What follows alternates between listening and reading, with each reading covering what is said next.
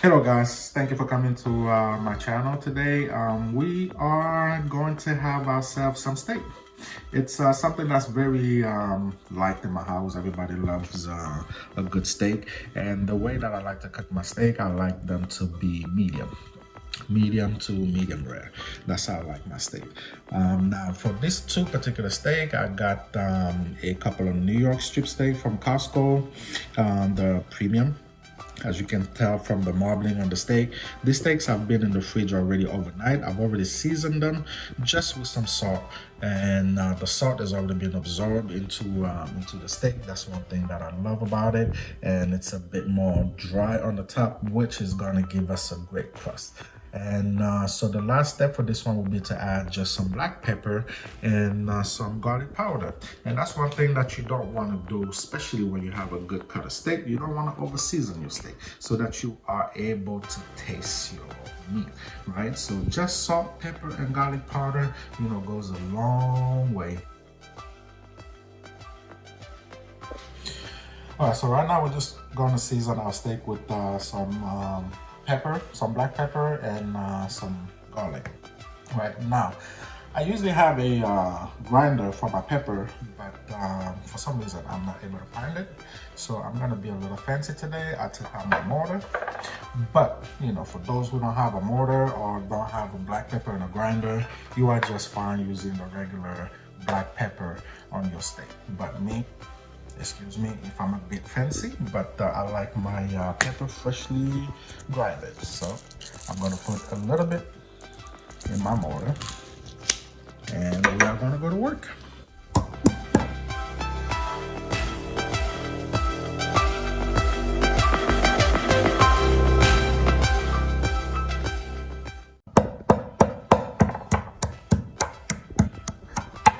You want to hit it in a strategic manner for those who have a mortar at home, because you don't want your peppercorns to fly all over the place. And since I don't have a grinder, I'm going to use a spoon just to spread a little bit all over the top, right? Just make sure it goes a little bit everywhere. You can use your spoon, try to spread it all over your meat.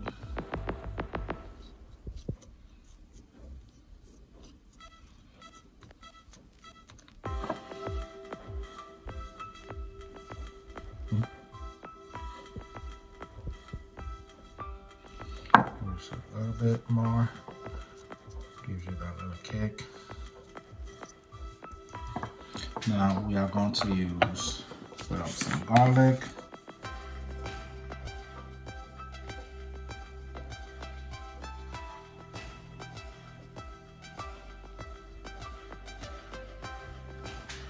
I'm gonna flip them.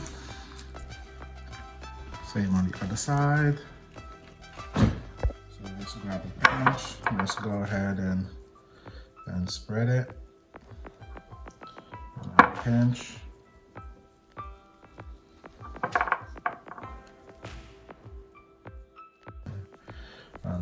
Some more garlic on the other side.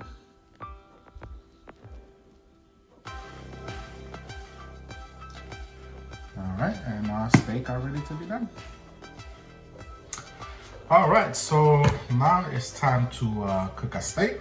And as you can see, our meat has been marinated already, just like I said earlier, with some salt, which was left on the steaks overnight. And then after that, while the steak rested, I added some black pepper and some garlic powder on top of it. Now on this side, I do have some thyme and some rosemary, some butter, some garlic, and avocado oil. So I'm gonna say this: anytime that you're looking to make a steak and you're gonna cook a steak on a cast iron skillet, you want to make sure that you use avocado oil. The reason why you want to use avocado oil is because it has a high smoke point in comparison to your olive oil, or even if you start cooking with butter. The one thing that you will notice is the oil is turning dark very quickly. Now your avocado oil has a high smoke point, which is great for steak. So what we're gonna do is to turn on our fire on the cast iron skillet. Oh yes, I did forget to mention, I also have my thermometer. You always want to have a thermometer in order for you to gauge the temperature on how you like it done.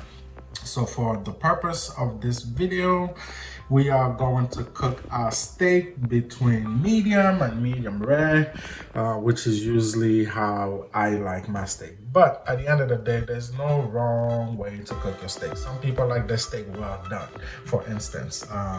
Some people like their steak rare. It just depends on what tickles your palate. But like I say, we are going to be doing medium rare to medium. So let's get our fire going. So before you put your steak, and even before you put your oil, you want your pan to be hot first, right? So let's leave it and trying to find to make our pan hot. So for right now, I have it on high heat just so that my pan will get hot. But then once I start cooking my steak, I'm gonna reduce it to a medium heat. Okay. All right. So I left the pan for about a minute or so, just for the pan to get a little bit hot. So now I'm gonna reduce it to a medium heat, and I'm going to add my avocado oil. So as far as the amount of avocado oil that you want to use, I would say about a good tablespoon to 2 tablespoons. Right? You don't want it to be soaking in oil. You just want to have enough oil that is gonna cover the whole pan.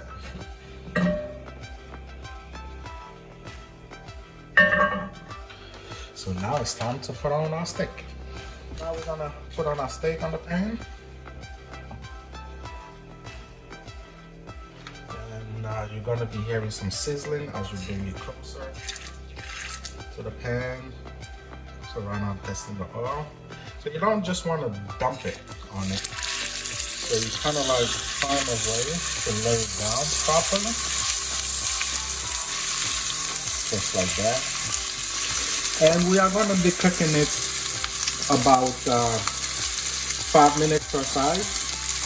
So the whole cooking time of the steak should take you about 15 minutes. So you're going to be cooking 5 to 6 minutes per side. And like I said, it all depends on the rareness, on how you want your steak. So if you want your steak to be rare, you're going to be cooking it for a lesser period of time. If you want your steak to be medium, you're going to be cooking it for a longer period of time. And if you want it well done, you're going to cook it for a longer period of time. But for the purpose of a medium rare steak, we're going to be doing 5 minutes per side.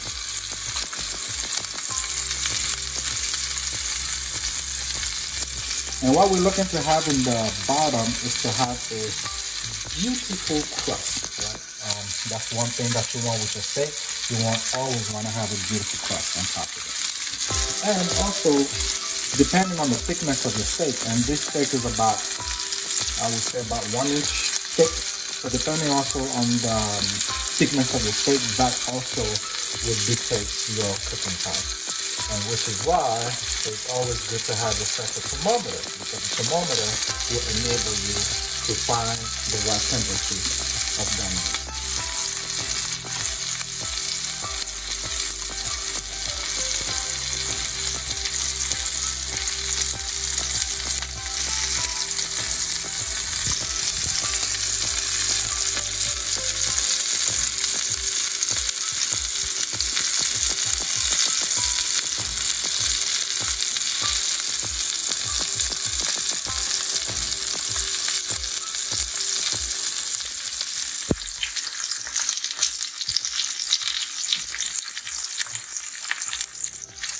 So now one thing I'm going to do now is to add my butter. And I will also suggest that as you add your butter, maybe bring your temperature down a little bit more, because butter tends to brown very quickly. And you don't want your butter to brown, you want it foamy. So I'm adding my butter to it. My garlic, my thyme, my rosemary.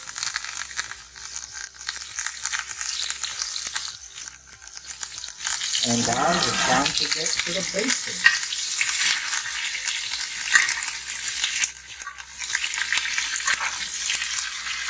Then you're gonna put your butter on top of it, put your garlic on top of it, and just baste it.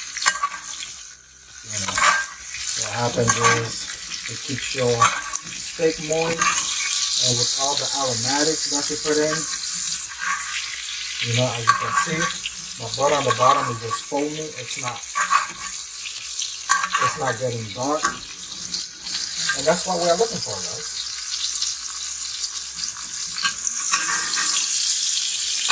And everything tastes good with butter.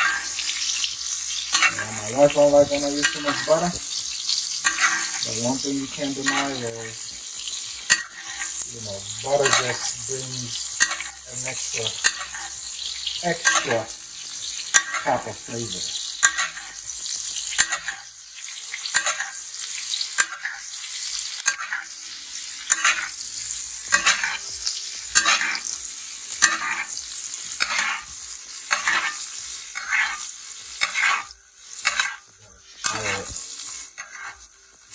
The steak is taking a bath right now. A butter bath.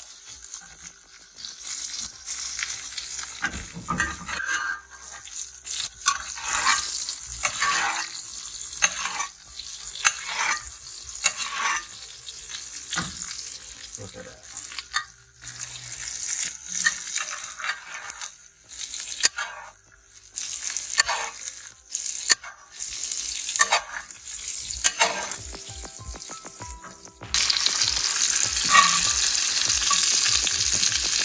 So I want to check the back and see what kind of crust I got on it. Can you guys see it? Perfectly crusted. And the way that you usually get a good crust is when your meat is dry. So anytime that you cook a steak, you never want to put a wet steak on your pan. You always want your steak to be dry and as dry as possible, and that's how you're always able to create a good crust. So now I'm gonna flip it again to the other side just to get it to crust as well. And remember guys, I did turn down my fire, right? Just so that I don't burn my oil and I don't burn my butter, because as you can see, the butter hasn't turned brown. It's still a little bit more clarified.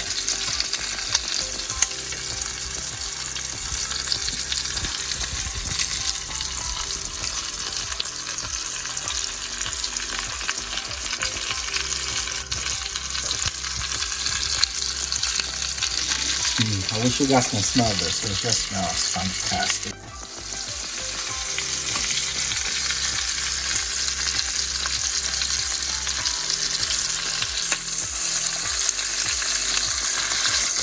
Then I'm gonna check the temperature on my steak because I want to make sure that I'm not overcooking it. So I'm gonna stick in my instant beef thermometer.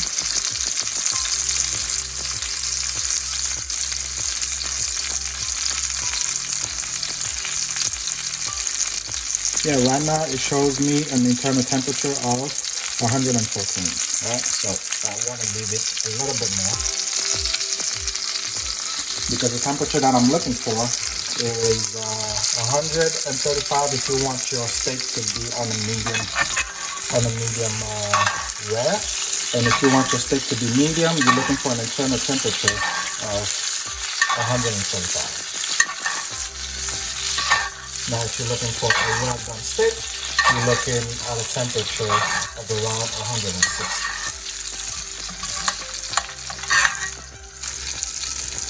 So I'm gonna flip it to the other side to baste it also.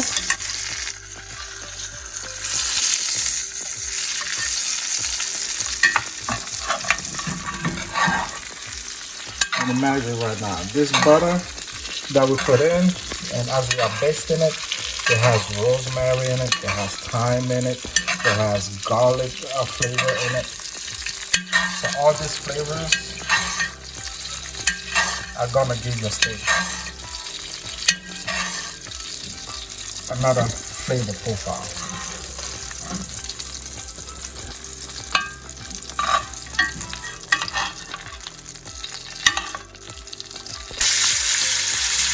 guys, now we are good. We're gonna take it out and let it rest for about 5 minutes before we slice into it and see what we got. All right, guys, now is the moment of truth. Let's see how we did.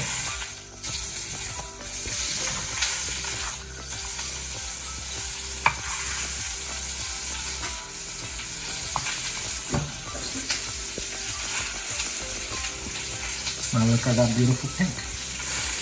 That's how we eat our steaks.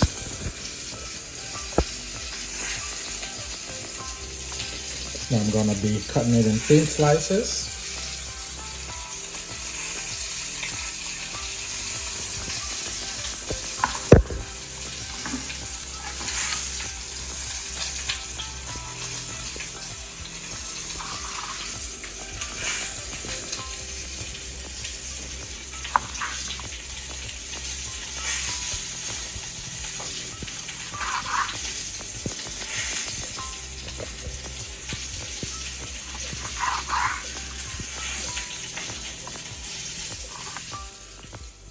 Ready? So let's put it on our plate here. Maybe one more slice, guys.